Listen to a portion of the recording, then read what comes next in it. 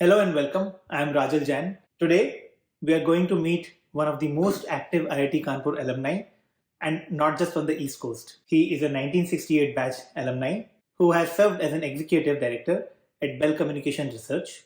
He has served as the president and chairman of IITK Foundation. I am honored to host Dr. Ram Misra. Dr. Misra is currently a professor of information management and business analytics at Montclair State University, New Jersey. He did his BTech in mechanical engineering. Later on, he obtained a PhD from Texas A&M and an executive MBA from Columbia University as well. He has also taught at Texas A&M and University of Houston. Thank you, Rajal, and for giving me this opportunity to talk to our fellow IIT Kanpur alumni. You have been IITK Distinguished Service Awardee. Could you educate us more about how you got this award? As per my research, this award is given to just about 2 alumni globally every year, and you have been one of the first recipient of this award. Yes, so IIT Kanpur always had this Distinguished Alumni Award, and we always felt that award leaves out certain people, and there was a need for some kind of service award for IIT Kanpur. And Dr. Dhande actually was the original one who talked about it. For whatever reason, he could not do it, but when Dr. Karantikar came, he was actually instrumental in starting this award. And Rakesh Sharma and myself were the first 2 awardees of that award. And now I understand why Rakesh Sharma got it, because if you know him, he has devoted his entire life for IIT Kanpur. Now we know that there are a lot of people who are getting credit for all these donations for IIT Kanpur. But believe me, Rakesh Sharma is the single most person who has brought those people to the table. All the money, most of the money, big money that has gone to IIT Kanpur from our alumni is because of Rakesh. As far as I'm concerned, I'm from Kanpur. In a way, I've never left IIT Kanpur, because every time I visited India and Kanpur, my family, I visited IIT Kanpur. 4 of my classmates were professors there. Then IIT Kanpur Foundation happened. I joined them in 2003. And this IIT Kanpur Foundation was started only to channelize all the donations through single source to IIT Kanpur on a timely basis. I joined it in 2003 as secretary, later became president and chairman.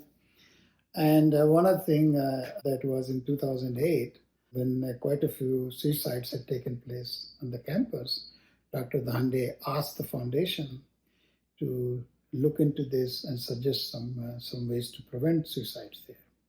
So I personally got involved in that. I collected a team of 1 psychologist, 2 psychologists actually, and at that time, alumni president Rakesh Pandey, 4 of us wrote down this position paper and made quite a few recommendations to IIT Kanpur.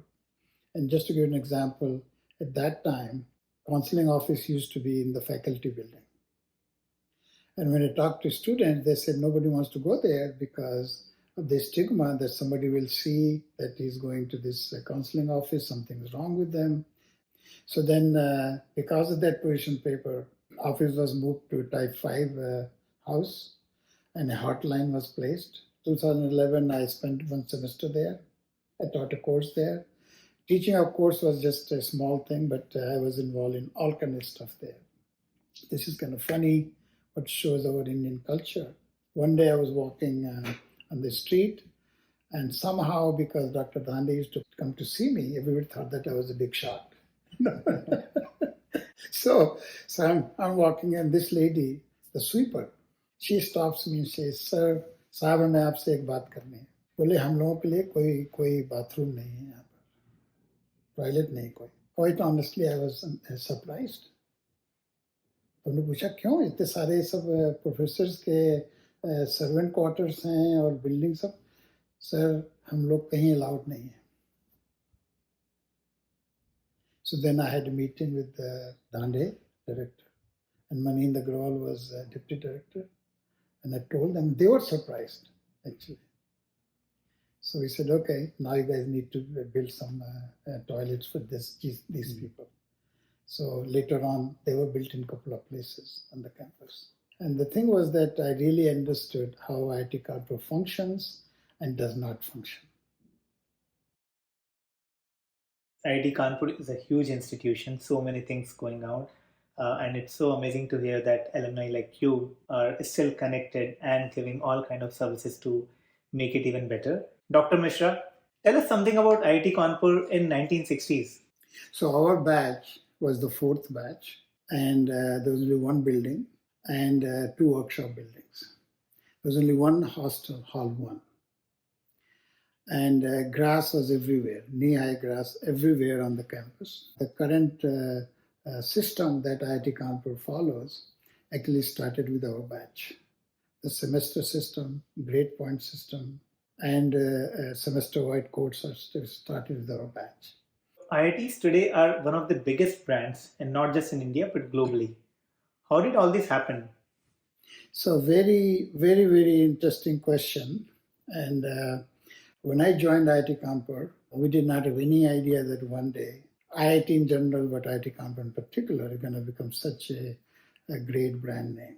It all started in the United States because a lot of our graduates came in this country in the early 70s. And that's when it so happened that US immigration rules changed. Until then, Indian citizens could not stay in this country after getting the degrees because this citizenship was not allowed to them. Then the law changed, and many of us who came to study here stayed over. I'm one of them. And when we joined corporate America, there was a general feeling that Indians and Chinese are good for technical work, but not good enough for management. And we actually had to fight that notion. We created in Bell Labs, we created an organization called 4A Club, Asian Americans for Affirmative Action.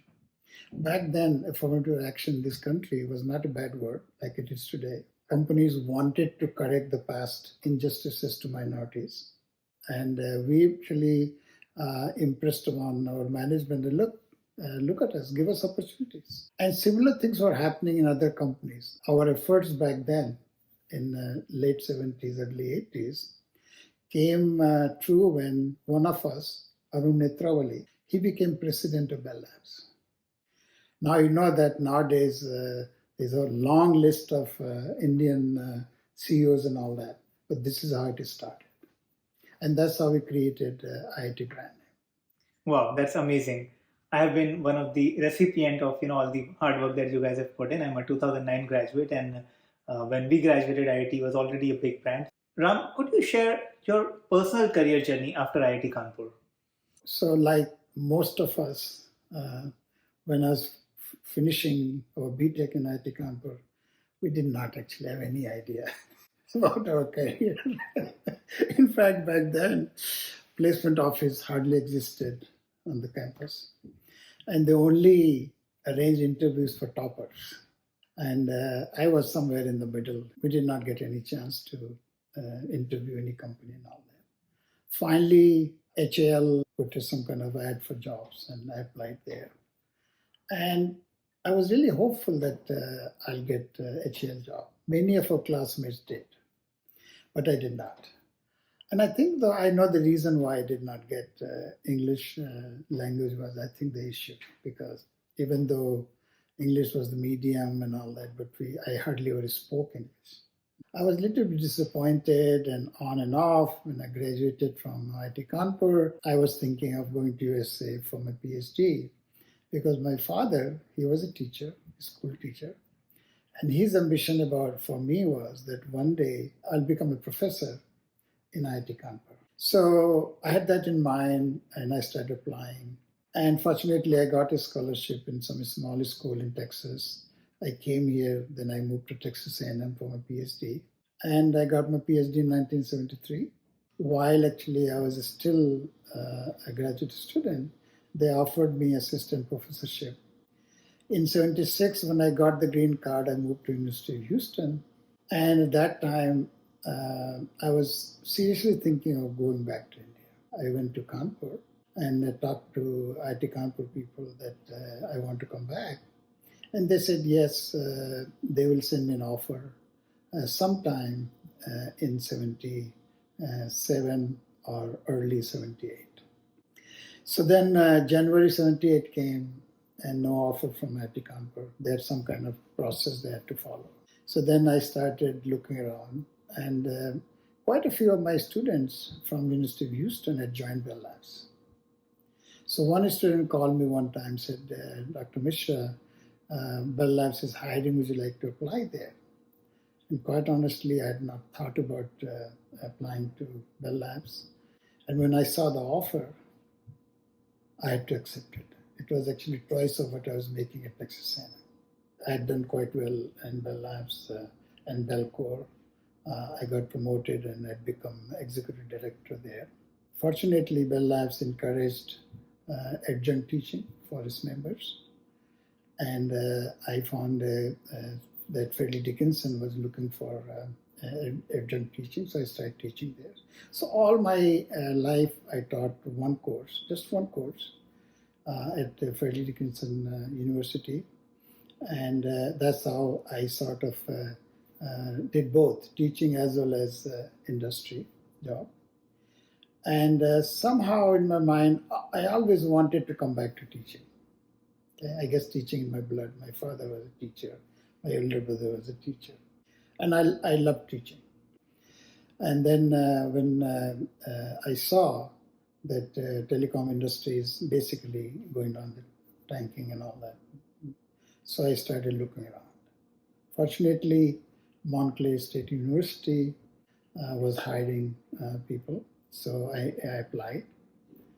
Fortunately, they offered me associate professorship with tenure, which is really not very common for industry people. I took that job, and that was 2002. In 2006, I got tenure, and in 2007, I became full professor. And the rest is history. You have such a unique experience of both, success in corporate, being in Bell Labs. In our times, it's equivalent to FANG. And then you had shifted to academia. Any particular lesson that you want to share? Well, one thing that is true about me is, like they say in finance, investment, diversify. And my career actually has been all about diversification. PhD in operations research, systems engineering, on top of that going into management. That's how my career has been shaped. Those people who are in industry today, and if they want to open up their career options, I want to tell them that universities, they're hungry for industry people to teach. But obviously, there has to be certain conditions met. One thing that you have to show some kind of track record of teaching. So it suggests that anybody who is listening to this and wants to do some teaching, adjunct teaching, start doing that. Okay, find a subject that you like. And actually, I found when I was in industry, I found such a relief valve when I was teaching. All the tensions and stress on the industry were off me for 3 hours, and I was the king. So I'd highly recommend people who like to teach get into this kind of options. A great advice for people who are looking for a second career, who are looking for pivot in their career. With that, I also want to pivot. I have been going to annual picnic on the East Coast for last few years now, but I want to hear all the history around this institution of picnic. So when I moved to New Jersey, there were about 5 families, all IIT Kanpur, and 70 batch, 67 batch, 69 batch. And then the thought came that, okay, why don't we do IIT Kanpur picnic for families and friends? That's how we started. And it became a very important vehicle for networking in this area. Our past attendees of our picnic have gone to hedge funds. One of them, Deo Juneja, he has given so much money to IIT Kanpur. One year, Mr. Narayan Murthy came to our picnic with IIT Kanpur director, Dr. Padmanabhan. chairman of the board of directors. He also with them. And he just was there like anybody else. And so we are very happy, really, that we started this. And next year, we're going to celebrate our 50th picnic, hoping that the new committee will invite some famous people. So it will be a big celebration next year. As a father of a young kid, I'm actually looking forward to go to this picnic because that's the closest to family we can feel, and our kids can make their own friends. I want to add to that from those original 5 families, the children, most of them have ended up in New York City. And they themselves has become like they call themselves IITK Kanpur kids. Wow. And they have become part of the network. And so it has been very, very satisfying endeavor for us. Amazing to hear that. What kind of final piece of advice that you would like to share with our young professionals? So let me start this way. I'm a little bit disappointed with the younger population because somehow the feeling I get that they do not value their association with IIT Kanpur, which is really unfortunate. And I hope that changes. If it was not for IIT Kanpur, I don't know what I'd have done. And it opened all kind of doors for me. And it is true for most of us. Okay? So I hope that young people, by the time they graduate from IIT Kanpur, they start liking and their association with the institute. It's a great institution, and I hope that happens. Now, in terms of career, look, I always say this: no matter how many things change, something never changes. Hard work, sincerity. So, number one thing to succeed in your career is to be best in what you're doing. Technical work, communication skills. Just go at it. So if you're not good in writing, work on it. If you're not good in speaking, work on it. But that's what in our math classes we used to say, necessary conditions. But they're not sufficient. But then you have to become very proactive. My PhD advisor, one time he told me that, look, Ram, it is not good enough to do good work. You have to let people know. I've never forgotten that. So be visible, be proactive. Okay, talk about yourself in a nice way. And in a professional work environment, and this is a mistake I made, I've learned from my mistake, get your manager involved. Create some artificial crisis. Get them involved. They'll feel good that, yeah, they're helping you.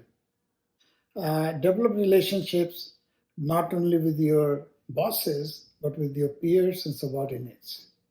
Subordinates in particular. One of these days, these subordinates can become your bosses. Let's remember that. Make use of your lunchtime. Do not eat in your office. One of my advice to young people used to be that use your lunch hour to network, socialize, get to know people. So do that. And also socialize with office people after hours. When my director noticed me as MTS in Bell Labs was when I attended a camping with him. Department camping. That was the first time he noticed that who Ram Misra is. And by the way, those of you who know me, I have a very good sense of humor. You need to have a good sense of humor.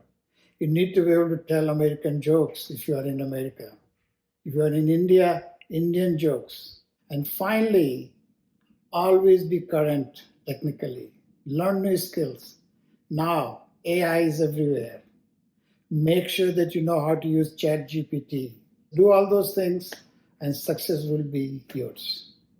Thanks a lot. So many learning moments there. All the global IIT Kanpur friends and family, we are going to bring more such esteemed guests on our podcast, especially on the East Coast, so that we can get more and more such learnings, document them, democratize them for all of you to listen. Thank you.